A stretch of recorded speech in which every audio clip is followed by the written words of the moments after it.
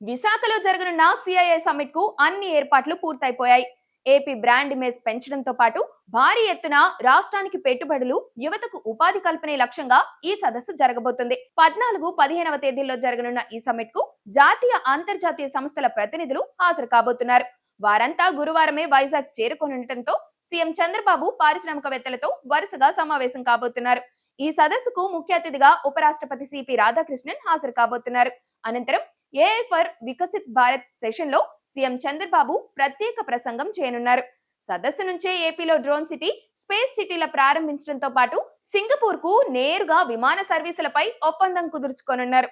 15న Google, Sri City, Raymond, Indosol వంటి ప్రాజెక్టుల శంకుస్థాపన కార్యక్రమాలతో పాటు Bahrain, New Zealand, Japan, Canada, Mexico ప్రతినిధులతో సీఎం భేటీ కాబోతున్నారు.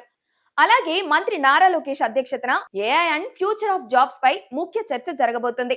మొత్తంగా సదస్సులో 100కు పైగా అంతర్జాతీయ ప్రతినిధులతో సమావేశాలు, 30కి పైగా ఒప్పందాలు కుదుర్చుకోబోతున్నారు.